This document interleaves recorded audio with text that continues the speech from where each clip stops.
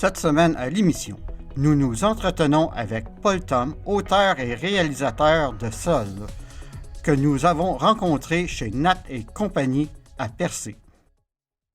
Paul Thom, je suis réalisateur de documentaires et maintenant auteur de ce livre Sol, qui retrace le récit de trois enfants qui sont arrivés au Canada seuls sans leurs parents.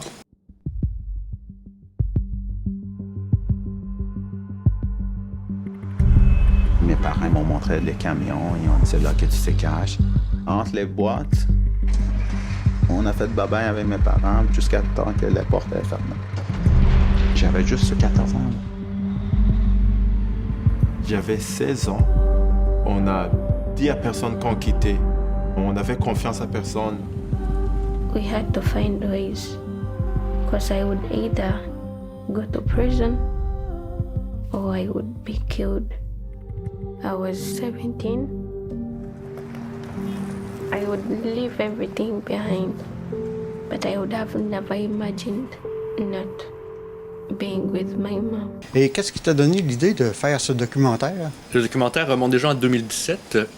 Il faut se replacer dans le contexte. En 2017, il y avait cette vague de migrants, de demandeurs d'asile venant de Syrie.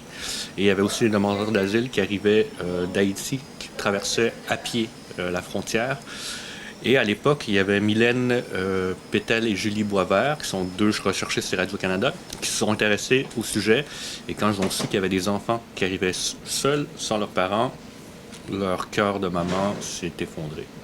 Donc, ils se sont dit comment ça se fait qu'il y a des parents qui font ce choix-là pour leurs enfants de les porter vers l'inconnu. Et à l'époque, en 2017, je venais de finir de mon documentaire Bagages. Donc, elles sont venues à la première de mon film et en voyant le film Bagages, elles se sont dit « Ah, peut-être que Paul pourrait être le bon réalisateur pour ce projet-là, de raconter ces trois histoires-là. » Donc, voilà d'où est venue l'idée. Puis pour moi, c'était quelque chose de nouveau aussi parce que je traitais déjà d'immigration, mais là, de savoir que c'était des enfants qui arrivaient seuls, ça m'a... ça dépassait mon entendement, puis je voulais creuser ce sujet. Comment as-tu rencontré les personnes dans le documentaire? Ça se fait facilement? Moi, j'ai eu la chance de travailler avec une équipe. Donc, Julie et Mylène sont recherchistes de profession, donc elles ont entamé déjà elles avaient déjà entamé le projet de recherche avant que j'arrive. On est tombé sur Afshin grâce à son livre. Il avait déjà coécrit un livre sur tout son récit. Ça se lit comme un livre d'aventure, puis... quand on l'a abordé pour faire le documentaire, lui, vu qu'il racontait déjà son histoire, il était content de pouvoir raconter son histoire et surtout pouvoir remercier la société d'accueil, la société québécoise de l'avoir accueilli. Donc lui, ça a été vraiment simple de l'aborder. Ensuite, on est allé voir par bouche à oreille, on est tombé dans la communauté burundaise.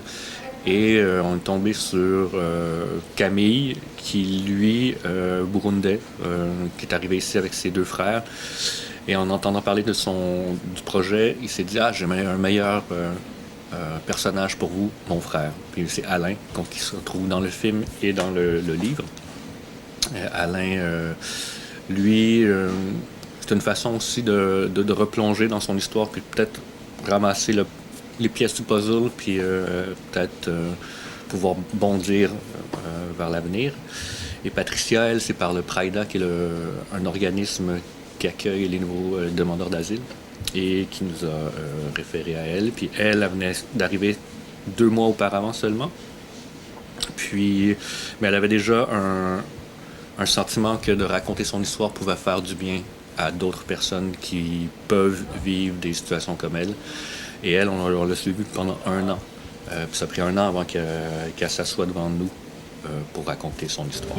Là, j'ai paniqué. Qu'est-ce que j'ai fait ici? Qui va faire à manger pour moi?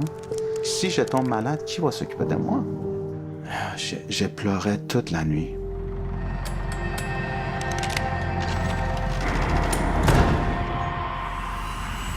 Quand l'avion commençait à atterrir à Ottawa, je peux même pas décrire combien j'étais heureux. C'était comme si j'étais au ciel. Oui. Monsieur D'Acosta. Je m'en souviens de tout ce que mes parents ont fait pour que je sois à cette journée-là. Je vais essayer de leur faire fier. J'ai travaillé 3 jobs, puis j'ai travaillé la fin de semaine pendant mes 3 ans. Home is where I feel free. If I am free and safe, then I am home. C'est une victoire, non seulement pour moi, mais pour tous les jeunes. C'est une démonstration que tout est possible. Le film a pris 3 ans à faire. Donc en partant de toute la recherche, la scénarisation, le tournage, puis aussi un élément important dans le film, c'est de l'animation. Puis ça prend du temps. Donc on a mis presque 8 mois d'animation. Et avec le montage, la musique, c'est ça, c'est un total de 3 ans et demi. Et ensuite est venu le livre Sol. Donc le livre était pas là quand est né le projet du film. Puis quand le film a été lancé, moi, ma job était faite là. Mais la boîte de production a eu l'idée d'approcher la courte échelle pour savoir s'ils seraient intéressés d'adapter le film pour un public jeune, pouvoir rejoindre d'autres, les écoles. Et à l'époque, moi, j'avais jamais écrit de livre, puis je pensais jamais écrire de livre. Puis c'est Mélanie Bayarché, l'illustratrice, qui a dit à la maison d'édition, peut-être que je serais la bonne personne pour écrire ce livre-là, vu que ça faisait 3 ans que j'étais dans le projet. Mais vu que j'avais jamais écrit de livre, il a fallu que je fasse mes preuves. Puis j'ai envoyé une première ébauche, puis ça donne ce livre-là dont je suis très, très fier. Et puis maintenant, tu es en tournée de promotion pour ce livre et aussi le documentaire. Exactement, depuis là, ça va faire 10 jours que je suis sur la route depuis Trois-Pistoles. Je m'arrête à plusieurs endroits dans le Bas-Saint-Laurent et en Gaspésie pour présenter ce livre dans les écoles, mais aussi présenter le film dans les ciné-clubs, dans certaines écoles aussi. Puis moi, c'est une occasion pour moi de parcourir ce territoire que j'aime tant, de rencontrer des gens. Tu sais, on fait des films pour qu'ils soient vus, mais on fait des films aussi pour rencontrer le public, pour avoir une discussion, pour tisser des liens. Puis j'adore ça, pouvoir aller dans les écoles, puis voir dans les yeux des élèves cette ouverture que permet un film comme Seul.